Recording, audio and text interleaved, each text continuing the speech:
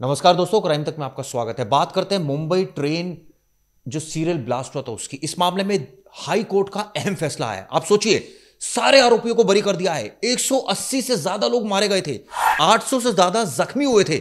यह किस तरह की इन्वेस्टिगेशन की पुलिस ने? पूरी तरह से पुलिस की इन्वेस्टिगेशन को नकार दिया कोर्ट ने।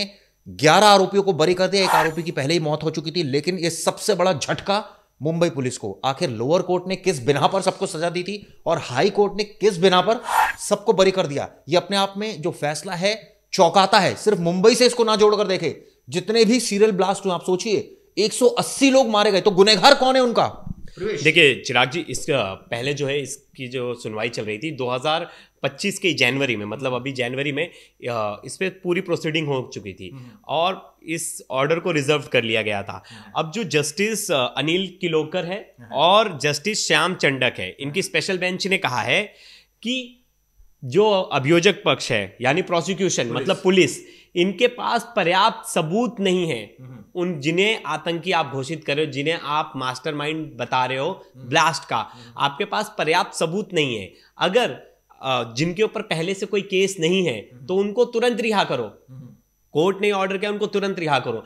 मतलब जिन 5 लोगों को लोअर कोर्ट ने फांसी की सजा दी थी, बाकी को उम्र कैद की सजा थी, उन सभी आरोपियों को बरी कर दिया है। ये तो बहुत फैसला चौंकाता है कि इसका मतलब 180 लोगों का गुनहगार कौन है भाई? किसने मार दिया? सीरियल ब्लास्ट हुए उसमें कौन से आतंकी शामिल थे? अगर ये आतंकी शामिल नहीं थे तो लोअर कोर्ट ने तो उनको सजा सुनाई थी। मुझे लगता है अभी इन्हें आतंकी बोलना भी नहीं चाहिए, क्योंकि कोर्ट ने अभी इन्हें बरी कर दिया है और ये 19 लोग हैं, तो ये अब बेगुनाह है। क्योंकि आप कुछ भी कह लीजिए, सबूतों का अभाव या जो भी, कोर्ट ने उन्हें बरी कर दिया है। तो 19 साल तक जो ये 12 लोग हैं, ये लोग कैद में थे। इसके जिम्मेदार भी पुलिस ही है, क्योंकि बेगुनाह को आपने इतने सालों तक जेल में रखा। अब पुलिस के पास एक ऑप्शन क्या बचा है? पुलिस इसको सुप्रीम कोर्ट में अपील कर सकता है। इस ऑर्डर को सुप्रीम कोर्ट में अपील किए जा सकते हैं और मुझे लगता है मुंबई पुलिस जो है वो करेगी भी। लेकिन 2 चीजें थी।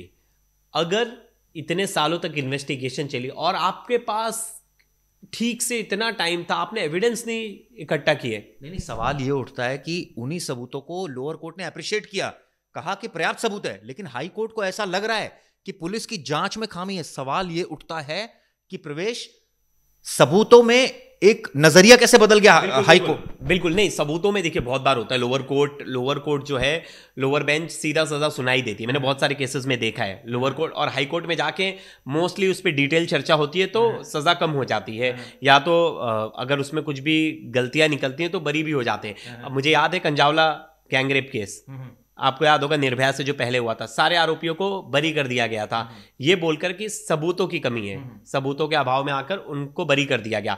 इस मामले में भी ऐसा ही होता दिखता है कि सबूत नहीं थे आरोपियों के खिलाफ जो कि ये पुष्टि करे कि यही लोग मास्टरमाइंड थे, इन्हीं लोगों के वजह से ये बम ब्लास्ट हुआ है। देखिए जो 12 आरोपी थे उनका नाम मैं बताना चाह रहा हूं। कमल अहमद अंसारी जो 37 साल के थे, तनवीर अहमद अंसारी 37 साल के, मोहम्मद फैजल शेख 36 साल के, एहतशाम सिद्दीकी 30 साल के, मोहम्मद माजिद सफ़ी 32 साल के, शेख आलम शेख 41 साल के, मोहम्मद सादिक अंसारी 34 साल के, मुजम्मिल शेख 27, सोहेल मोहम्मद शेख 41, जाहिर अहमद शेख 36, नवीद हुसैन खान 30 और आसिफ खान 38। अब देखिए जो प्रेशर कुकर था, प्रेशर कुकर से 7 ब्लास्ट हुए थे और मुझे याद है मैं उस समय प्रेशर कुकर किसने रखा वहां, आईईडीज किसने लगाए, कोई सबूत नहीं, सब बरी। तो भैया अगर ये 12 नहीं है तो फिर कौन है? इन्वेस्टिगेशन के नाम पर ये तो मजाक हो गया एक तरह से कहा जाए तो। पूरी तरह से मजाक हो गया। मुझे याद है चिराग जी, मैं 2006 में 6 साल का था और मेरे पापा उस समय शाम को ड्यूटी से आने का टाइम था उनका, वो ऑफिस से आते थे। पापा का फ़ोन नहीं लग रहा था, हम सब डरे हुए थे कि कहीं ब्लास्ट में किसी लोकल ट्रेन में, पापा भी तो ट्रैवल नहीं कर रहे थे, पूरा बॉम्बे डरा हुआ था। और ये इतनी बड़ी चोट थी पूरे भारत के लिए, सिर्फ बॉम्बे के लिए नहीं, पूरे भारत के लिए इतनी बड़ी चोट थी, जिसके बाद अब ये नतीजा आ रहा है। मतलब आरोपी था कौन? देखिए कानून, मतलब मैं कहूँगा कि कहीं ना कहीं ये फैसला आया है तो किसी को तो न्याय मिला है, लेकिन सबको न्याय नहीं मिला है। आप समझ रहे हैं बात? समझिए वो जो 12 लोग थे, अगर वो आरोपी नहीं थे, वो बेगुनाह थे, वो बरी हो गए, लेकिन उन 180 लोगों का असली गुनहगार कौन है? सोचिए, मैं आपको टाइमलाइन बता देता हूं दोस्तों। ये जो पूरे ब्लास्ट हुए थे शाम के वक्त हुए थे, 6:24 पर पहला जो ब्लास्ट हुआ था वो चर्च गेट से विरार जा रही लोकल ट्रेन में हुआ था। 6:24 पे ही बोरीवली जा रही लोकल ट्रेन में हुआ था। तीसरा धमाका भी यही हुआ था। चौथा धमाका चर्च गेट से विरार जा रही लोकल जोगेश्वरी, यहां ब्लास्ट हुआ था। इसके बाद खांदीवली में ब्लास्ट हुआ था, मीरा रोड और बोरीवली, यानी 7 ब्लास्ट हुए थे। उस धमाके का जिम्मेदार कौन था? लश्कर तोयबा का आजम चीमा, जो पहले सारी साजिश रचता था। हाफिज सईद के बाद दूसरा नंबर चीमा का। बिल्कुल। और लश्कर तोयबा ने देखिए हाल फिलहाल में भी अभी जो आतंकी हमला हुआ था उसमें भी लश्कर तोयबा का भी हाथ था। पहलगाम टीआरएफ का हाथ था, पहलगाम वाले हमले में भी इनका हाथ था।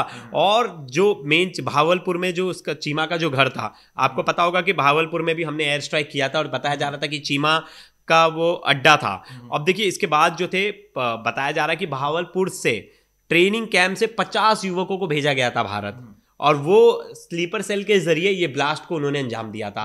स्लीपर सेल एक्टिव था, कहीं ना कहीं स्लीपर सेल की वजह से जो इस पूरे घटनाक्रम को उन्होंने अंजाम दिया। अब देखिए 2006 में 13 पाकिस्तानी नागरिक पकड़े गए, 5 को फांसी की सजा सुनाई गई। ये जो आरोपी बनाए गए, मैं आपको बताना चाहूंगा, इसकी जो पूरी जिम्मेदारी थी वो एंटी टेररिज्म स्क्वाड के पास थी। 20 जुलाई 2006 से 3 अक्टूबर 2006 के बीच आरोपियों को गिरफ्तार किया गया। इसमें जो साल नवंबर में बता रहा हूं आपको मैं, कोर्ट ने लिखित में जानकारी दी कि जितने भी आरोपी हैं उन्होंने एक बालिया बयान था उनका कि कन्फेशन था। चार्जशीट में 30 आरोपी बनाए गए। इनमें से 13 आरोपियों की पहचान पाकिस्तानी नागरिक के तौर पे की गई। यानी क्लियर कट पाकिस्तानी नागरिक, इतने आरोपी, लेकिन सारे के सारे बरी। तो फिर धमाका किसने किया? अच्छा देखिए, और 9 साल ये केस चला, 9 साल केस चला। तो स्पेशल मकोका कोर्ट जो है, आपको पता होगा जितने भी ऐसे क्रिमिनल हैं जो टेररिस्ट हैं, इस तरह का केस होता है वो मकोका कोर्ट उसे देखती है, मकोका एक्ट लगाया जाता है उन पर।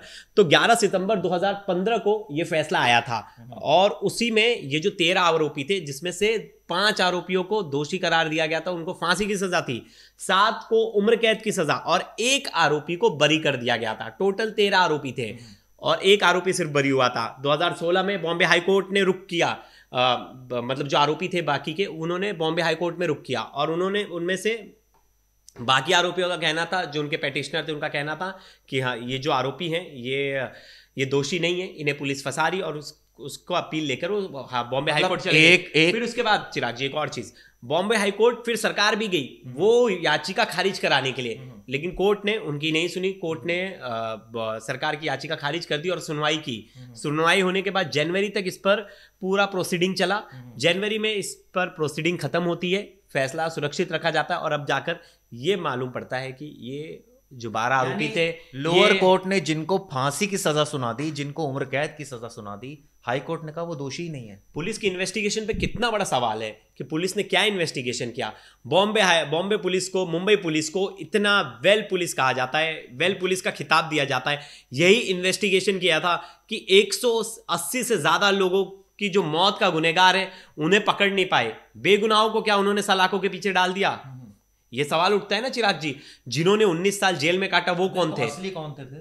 असली आरोपी कौन थे? अब तो पुलिस को जवाब देना है। और पुलिस आगे कैसे इन्वेस्टिगेशन करती है, क्या वापस से फाइल रीओपन होती है, वापस से इस केस को इन्वेस्टिगेट किया जाता है, या पुलिस इन्हीं आरोपियों के खिलाफ वापस सुप्रीम कोर्ट जाती है? सुप्रीम कोर्ट तो जाएगी, ये तो बनता है जाना, क्योंकि ट्रायल कोर्ट ने अप्रिशिएट किया था एविडेंस को, लेकिन हाई कोर्ट ने कहा ये बिल्कुल बेकार एविडेंस है, इसका कोई मतलब नहीं, कोई पर्याप्त सबूत नहीं है। आप सोचिए 180 लोग मारे गए थे, बेगुनाह लोग, 800 से ज्यादा जख्मी, 7 बॉम्ब प्लांट किए गए थे प्रेशर कुकर्स के जरिए, हंगामा मच गया था देश भर में, और अब आरोपी बरी। आप लोगों का क्या व्यू पॉइंट है बताइएगा। धन्यवाद।